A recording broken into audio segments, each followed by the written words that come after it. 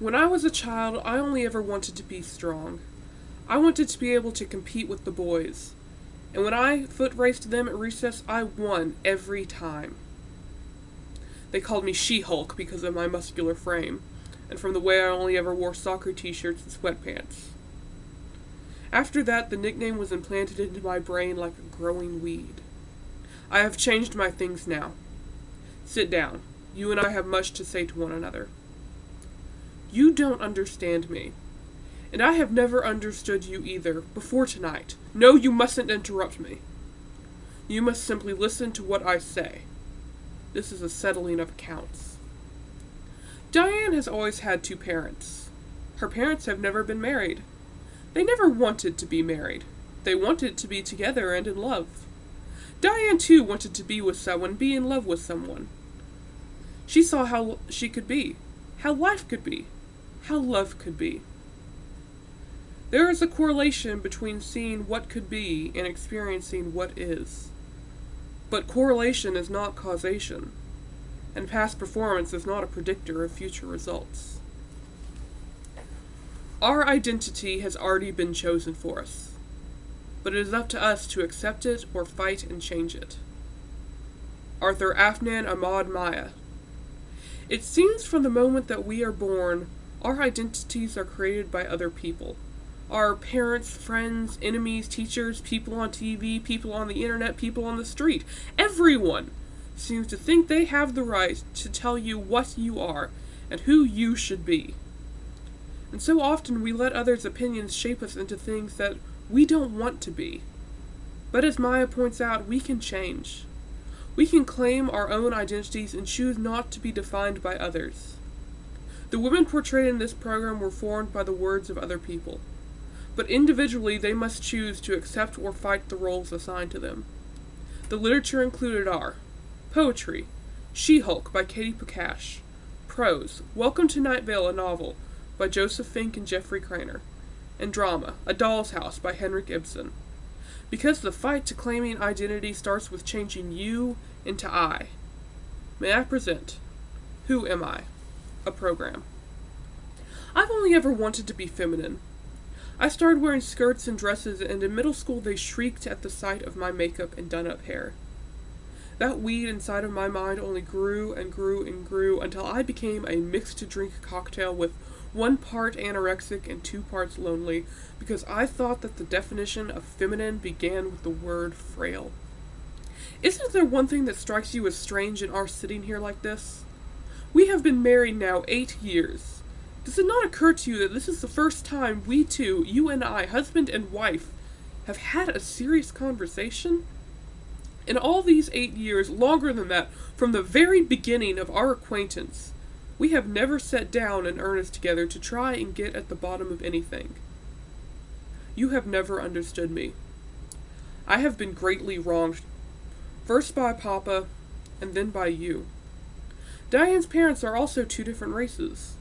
It matters which races, but only matters to Diane and her parents, not to those who do not know them. Not everyone gets to know everything about everybody. Sometimes she was teased, called terrible names by other children. Sometimes those children were not the same race as one of her parents. Conversely, those same children were often the same race as her other parent. No one ever realizes how greatly words affect us, how a simple name can turn a pretty girl into a skeleton. I stood at 5'2", weighing 79 pounds, so cold and frozen. Yet I still considered myself a She-Hulk. As I grew older, I became the girl that was never enough. Not good enough to speak poetry, not good enough to lay paint on a canvas, not good enough, not tall enough, not big enough boobs for them, not primped to perfection, not undeniably straight, not smart enough, not dumb enough, not ditzy enough, not cool enough or fun enough. And I began to believe, too, that I wasn't enough.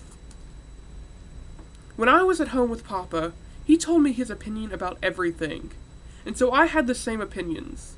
And if I differed from him, I concealed the fact because he would not have liked it.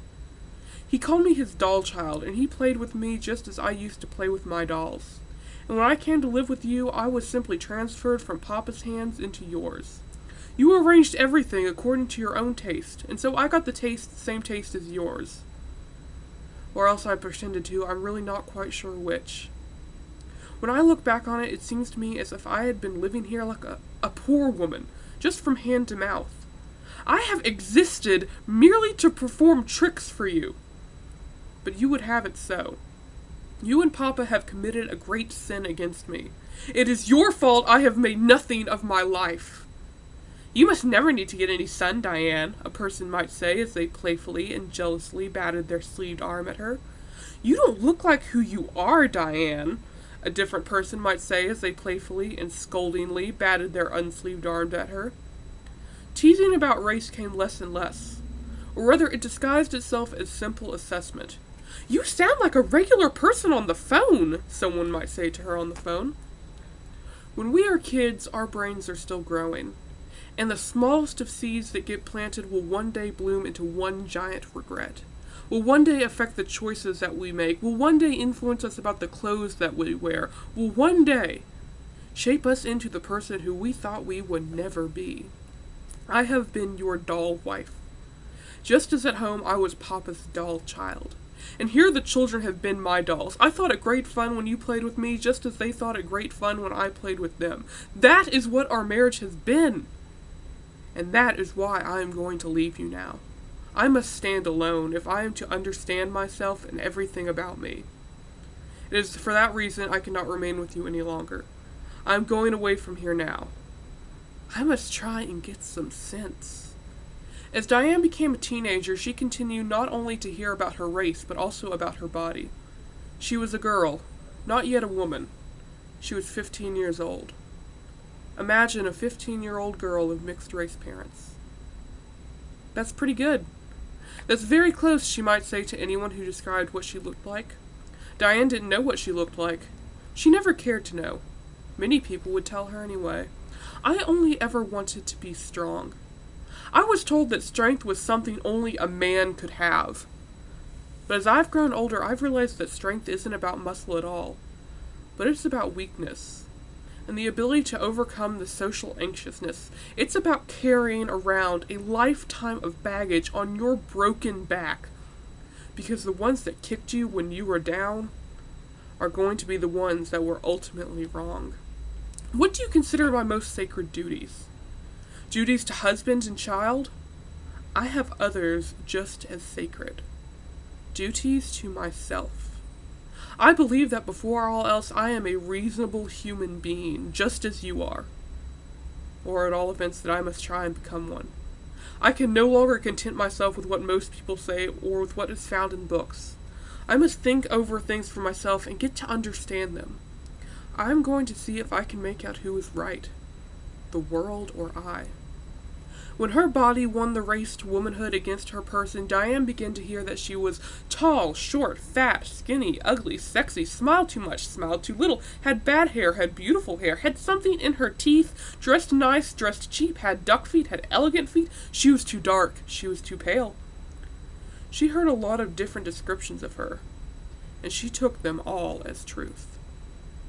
I thought that the definition of woman began with the word disappointment. We are not disappointments. We will never be the ones who gave up on hope, or we will never be the ones who gave up on each other, or God, or our mothers. We will always be enough. Enough for the ones who shunned us, enough for the ones that cursed us, enough for the ones that hurt us and destroyed us and beat us when we were covered in bruises. But you see, bruises fade, and the scars of our flesh are only stories of things we have overcame. And there are things out there that we will overcome.